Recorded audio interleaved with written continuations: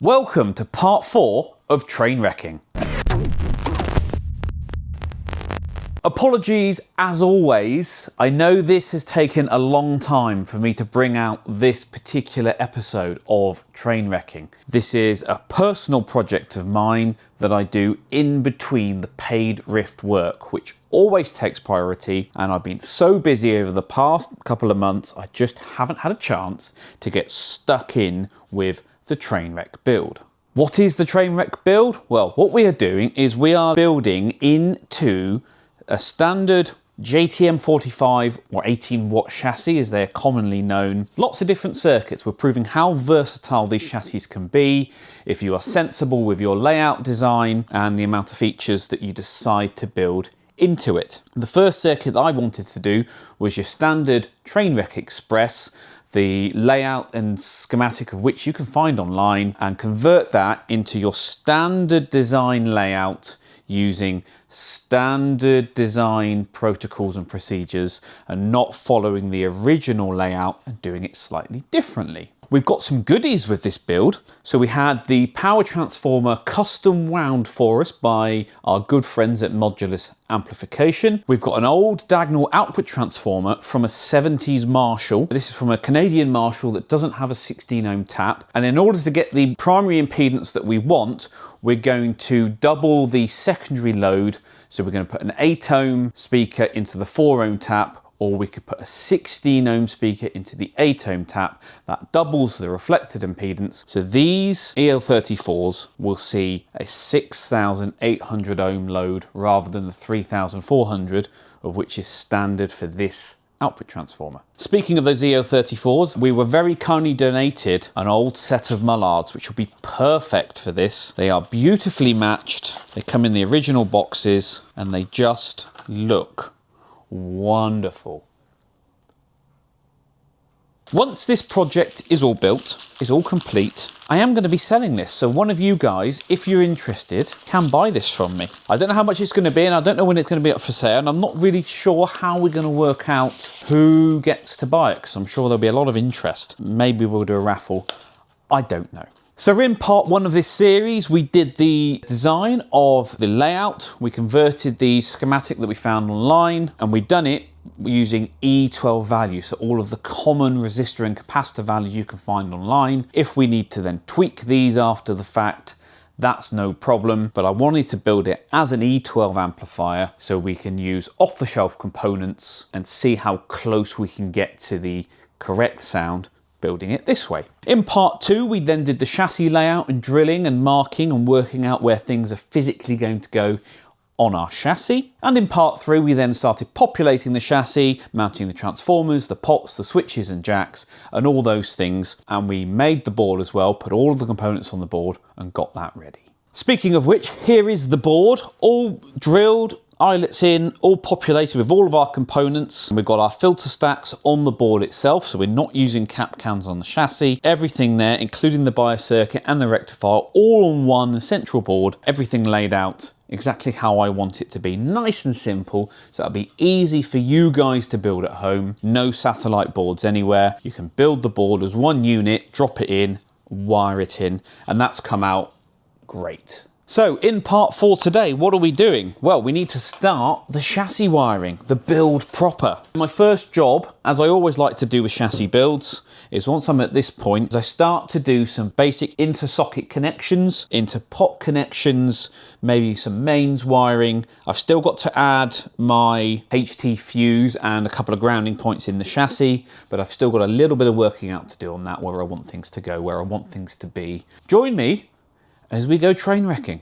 Right, as you can see, the 3-way bright switch is now drilled and installed. We should have done that earlier, but it is what it is.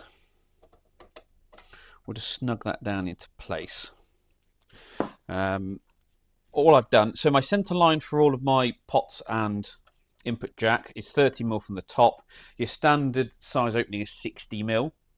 Whereas the chassis is 65mm. So if I did it on the halfway of the chassis, when it's loaded in the cabinet, all the controls look like they're sagged down. So you've got to go halfway from your cabinet chassis opening, not halfway on the chassis. Does that make sense? Hopefully it does. So this is 30mm down, and what I've done with this is just 15mm down to half that distance, and I've gone exactly halfway between the control here and the input. And if I stick a knob on, you can see I'm still going to be able to adjust that with my fingers without clobbering that. And we can further double check our work, because once I've got a guitar lead in as well, can I still come in and adjust things? Yes, I can. Whoops. No problem whatsoever. So that's that sorted now, which means I've got nothing else to do prep-wise other than start doing the chassis wiring. Right, one of the first jobs I need to do is to give the transformers a bit of a haircut and work out what wires we need and which ones we don't need and all that sort of thing. So we'll start with the power transformer, the modulus one that we've had wound. Here is the data sheet for it. Up there. Can you see that up on the screen? I hope you can. So it says here we've got the two yellows are for 5 volts. Now we don't have a rectifier valve, so I don't need the yellows, which means I can come round. Now really I should have done this before we mounted the transformer, but I can cut the yellows and I can heat shrink those off. So those two yellows can go. We've got 2 high voltage windings. We've got the red to red, which is the 600 volt winding. That's the one we want to use. 2 orange wires, the 520 volt winding we don't need, so we can get rid of those as well. So I can get rid of the 2 oranges, which are here. So those can go, which leaves me with my black, which is my center tap. Now that's going to go via a fuse to chassis. And then we've got the 2 reds, which are my high voltage wires. On the back side of the transformer, we've got our heaters.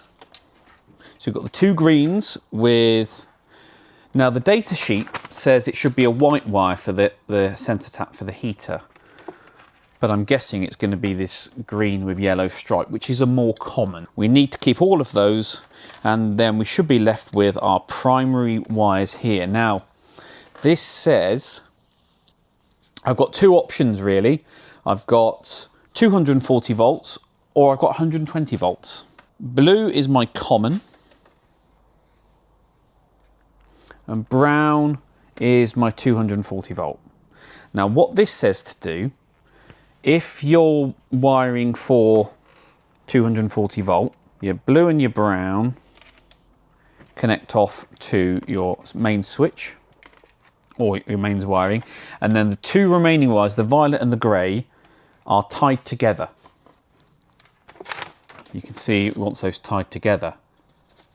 If we're going for 120 volt, it wants us to tie the violet to blue and the grey to the brown. Now, here's the problem. Because we don't know who's buying this amp, we don't know what voltage it needs to be wired for, whether it's going to be wired for UK, EU voltage, or whether we're wiring it, or even Australia, or whether we're wiring it for North America. So what I'm going to do is we're going to take the violet and grey wires, because these are the ones that whether they're tied together or whether they are connected off to the primary side, is we're going to leave these, we're not going to permanently do anything with these, and then once the amplifier is sold, I can then make the final permanent connections with these. So we need to keep all of those, but the brown and the blue still go off to our switches as normal. That's fine. Okay, so I need to chop the yellows and I need to chop the oranges on the power transformer. That's the easy bit. That's fine, we can do that. The other problem is this Marshall transformer, in that we don't know which colour wires do what. So we've got to try and figure that out. We'll start with the, I'm making a right mess of this. There you go. We don't know which of these 3 wires on the primary side, the primary side are which. One of these will be the centre tap, which will go to our high voltage supply, and the other 2 will be the anode or plate wires. We need to work out which is which.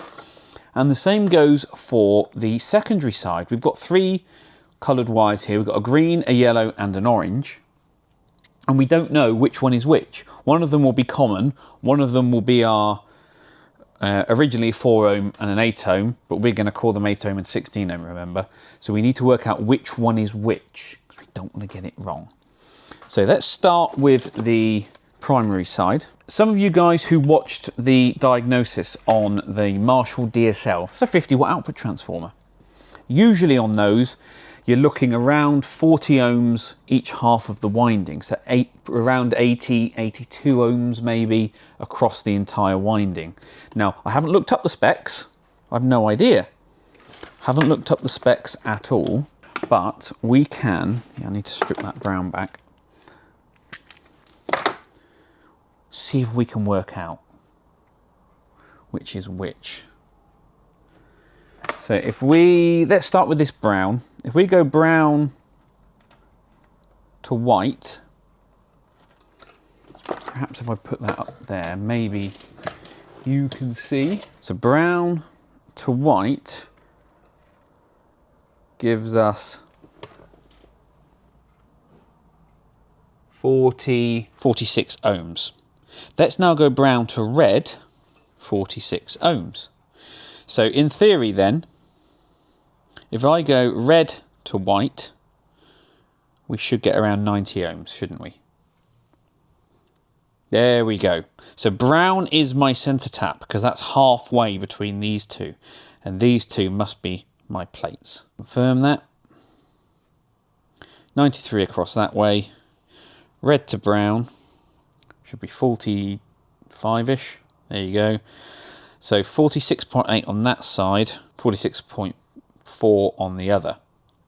So red is slightly higher, which I would presume is the north winding.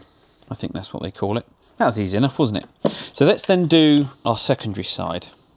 So we've got green, yellow and orange. I think green is commonly the common.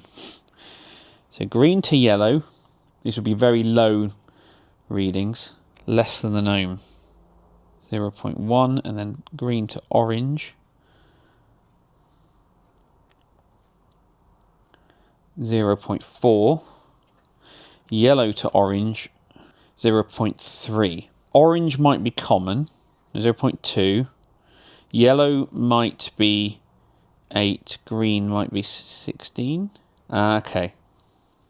The numbers are too low and the meter's not sensitive enough to give me an accurate reading, so I'm going to have to look online, see if I can find out which is which. I've done a little research. First of all, it's not a diagonal.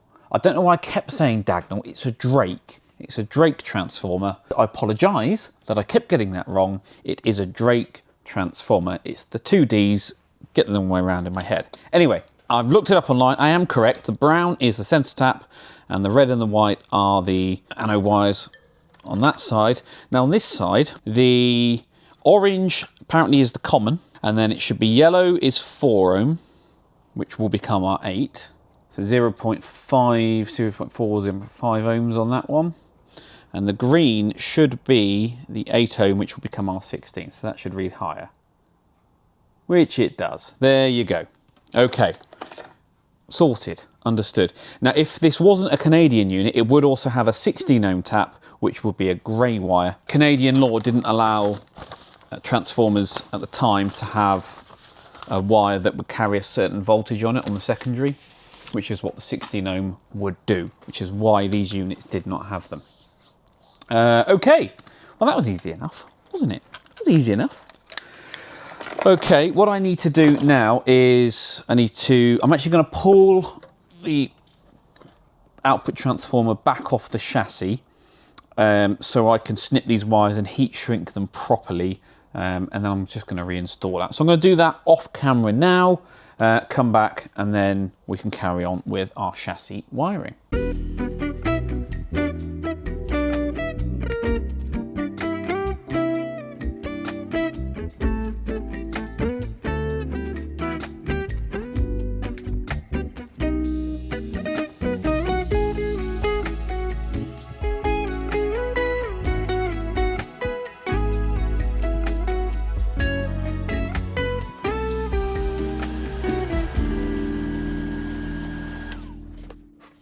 I've had a spot of lunch. Whoops. I've cut and heat shrunk those, the wires from the main transformer, the ones we don't need. I've also rotated it 180 degrees because I had mounted it wrong originally relative to the holes that I had drilled and the grommet pass-throughs that I wanted. Which is good, which is fine, which is excellent. So now, oh, the other thing I've done is I have added, make sure you can see, my HT fuse holder up here, and I've added my star ground down here for my for the power section. The preamp's going to ground up by the mains, sorry, the input jack up here. So I was just looking at my layout, and I think the first thing I want to do is some inter-socket connection. So I want to get my screen supply in. Now, this is what happens when you actually get to the point where you want to wire chassis up, is you start to realise the mistakes that you've made, the things that you should have had in a slightly different position or place, stuff like that, because it happens and it's fine. And what I've realised I've done is this hole here, which is the pass-through for the wires from the output transformer, the centre tap and the two high voltage, the two anode wires. If I had my board in here, I could have had this easily an inch or half an inch upwards. Right, you see there's loads of space there, and I could have had that up there. And what it now means, I've got to connect up pins 6 and 6 on these two sockets. It's the screen supply, okay? So there's going to be a wire coming from this end of the screen dropper, going to come up to pin 6 and then onwards to pin 6 here, right? So I've got to connect these two sockets together. Now, because of this, where this is, I've now got to come up and over it, whereas I could have had a slightly shorter run.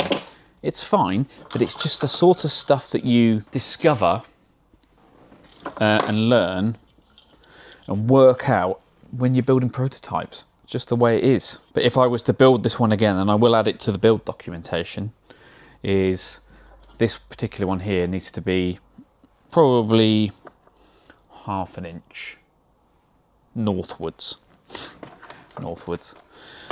So bit of cloth wire, it's high voltage, so I'm going to use red. Trim that square, push back all the way along there. And perhaps I need to put this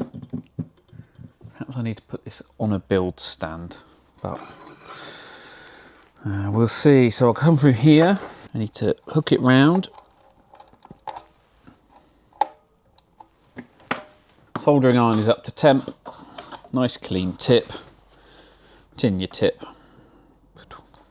and I'm just going to hold that straight up.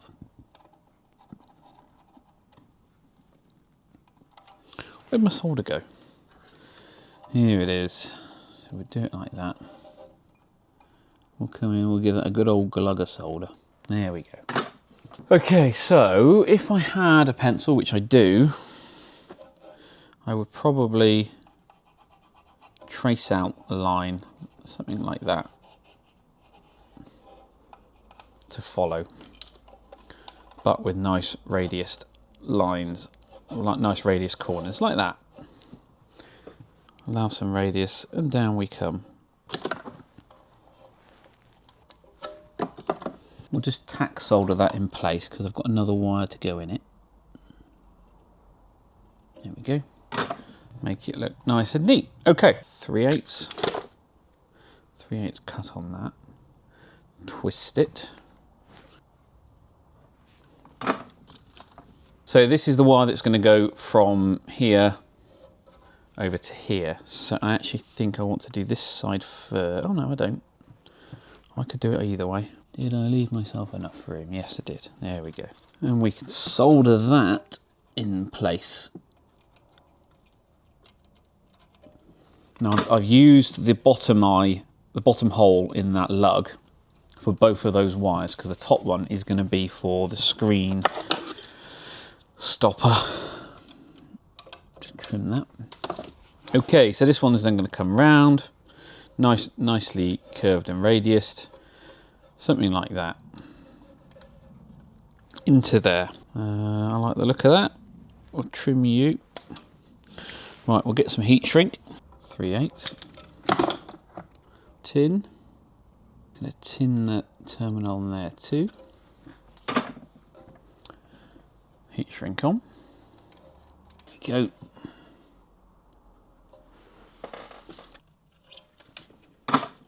Slide the heat shrink down over the terminal. Heat gun.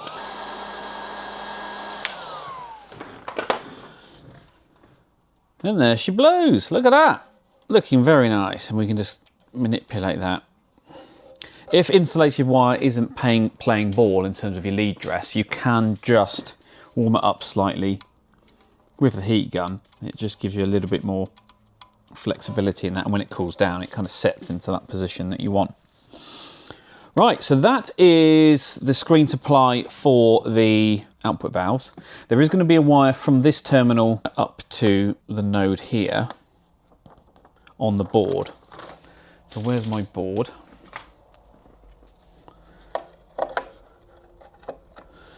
This one here. So we're going to have another red wire. It's going to come along here up to there, but we can do that as a board connection later on. The other end of this resistor also comes from the board.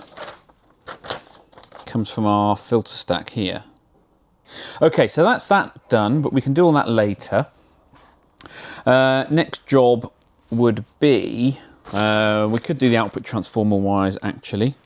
So, since we're wiring up these sockets, yeah, let's finish off the output sockets. I've not put on my drawing the value of the input grid stoppers, probably 5K6s. I'll have to look those up. And I need to double check whether 1K 5 watts for my screen stoppers is correct. 5K6s, that's what we're going to go with.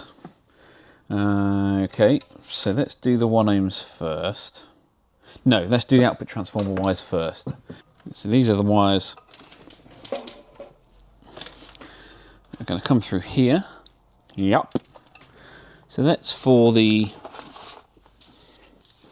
sake of neatness. Let's heat shrink those up, shall we?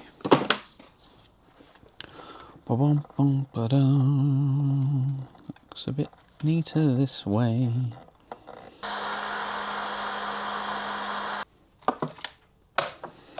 We know brown is our centre tap, which is going to go up to the board.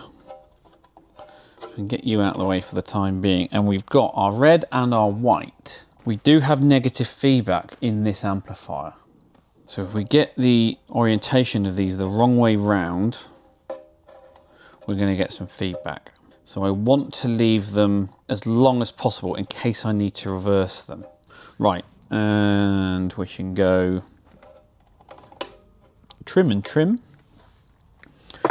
And the next one will be the 100 ohm resistors on the cathodes.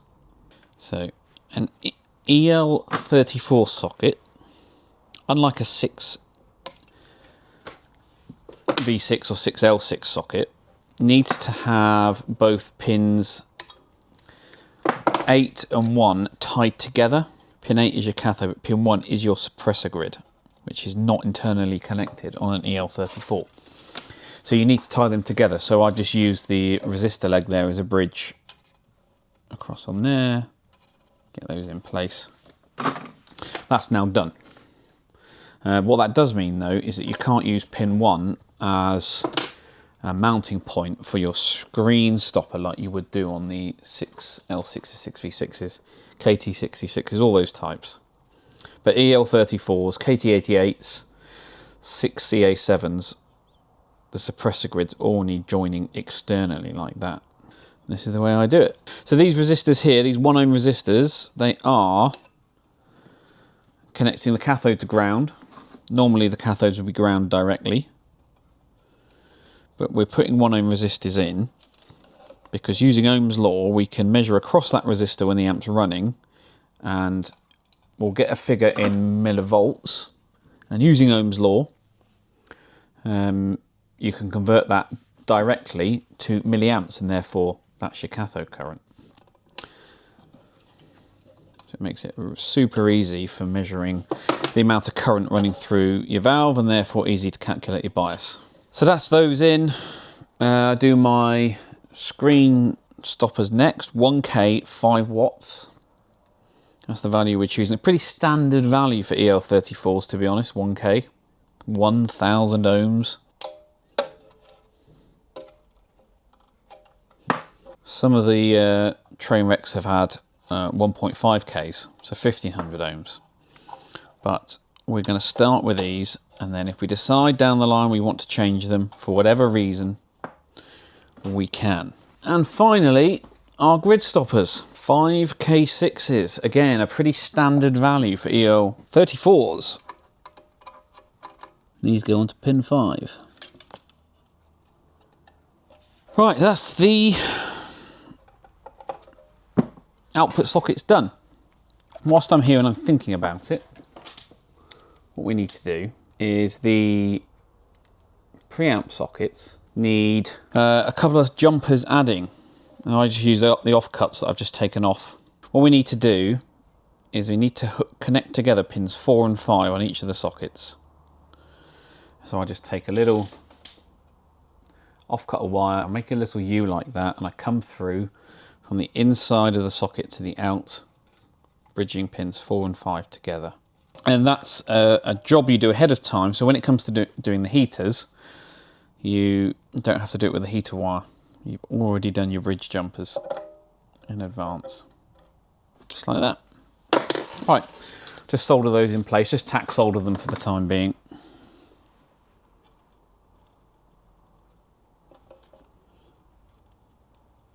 You're going to do them properly when you do your heaters, so it's just to hold them in place. Right, and then you can go along and snip them.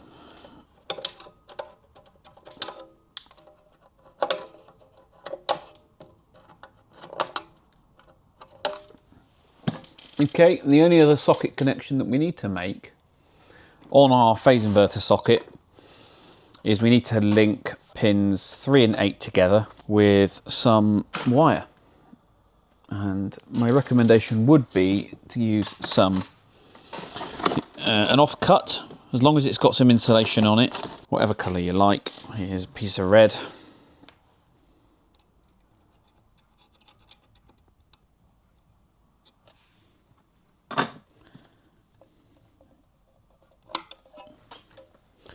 Okay, and what I do is I'll just pull off the insulation slightly, trim it slightly, push it back on, roughly into position, tack solder it into place that side, completely solder it into place this side, trim off your outside excess. God, I'll get it eventually. And there we go. And that is my pre-prep work done on my valve sockets. So now I can start moving on to a different part of the build. Right, next job for me then is the pots on the front panel. I've got some here, I've got some interconnects to do. I've got my bus bar along the front as well that I need to do.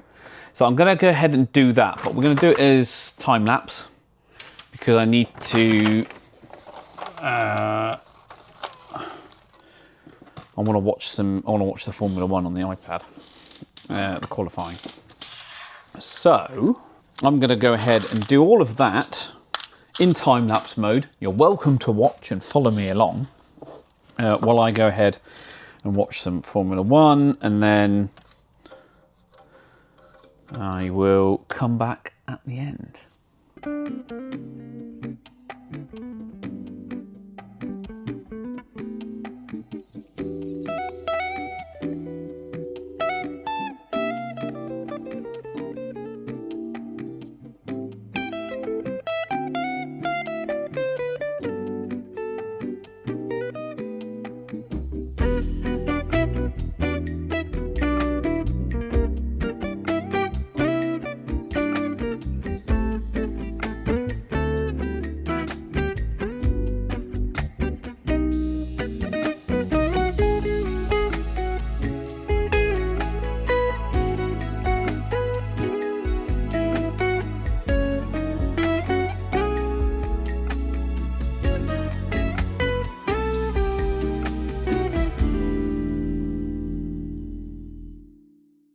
Okay, so that's the front pots now all in and done and wired in.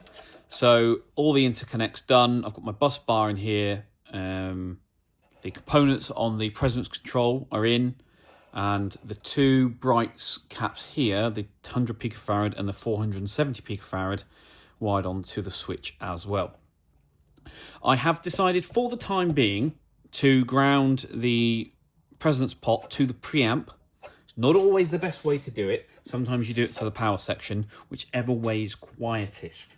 And if you follow the rules perfectly, sometimes it's noisier than it is when you break the rules. So as it's the first time building one of these, I will do it this way, and if it ends up being noisy, I can easily convert it and update the paperwork. But it's always a 50-50, and whichever way you go, you're guaranteed to get it wrong.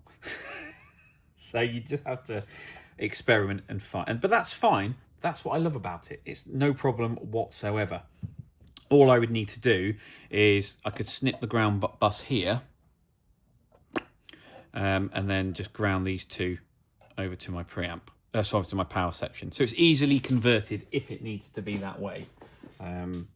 But sometimes you break the rules and the thing is quieter than it is when you follow the rules, or vice versa. So that's what it is. Anyway, on to the power wiring. So I'm using, unlike the drawing shows, a combined on-off and standby switch. So you've got an off position, middle position is standby, so that turns everything on apart from the high voltage, and then in the down position, the play mode, high voltage is on and the amp works. So I've got to run from my IEC socket down here, my live round to my switch, the neutral from the power transformer isn't being switched because my IEC socket is my disconnect device, so it doesn't need to be. Oh, my LED's gone out. So that'll be wired directly to the IEC socket. Over here on these two little ground tabs will be 3 wires going there. You've got my high voltage sensor tap, which is this black wire, but that's going via a HT fuse first, which I've got mounted on the side of the chassis here. And then we'll have another wire from there to that point. We've got my heater sensor tap, which is the green with the yellow stripe. That's going to ground at the same point. And then there is the main ground from the board as well, which is going to go along the chassis and down. So what I need to do now, first job, is connect up a brown wire here, my live, to my switch. That's going to run along the edge of the chassis. Going to have this partially twisted in with it at the same time. That's going to split off to my switch, come along here around to where my IEC socket is going to be. I'm going to do all that in time lapse, and then that will be a good finishing point for part 4.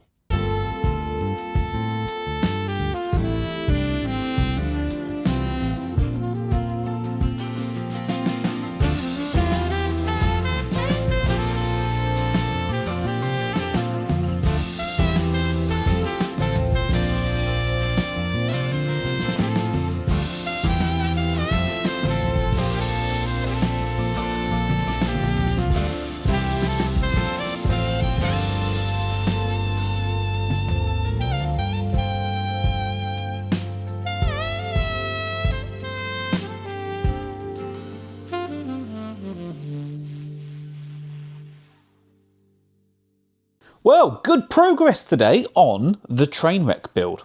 We've made great strides into getting this thing done. We're not far off now.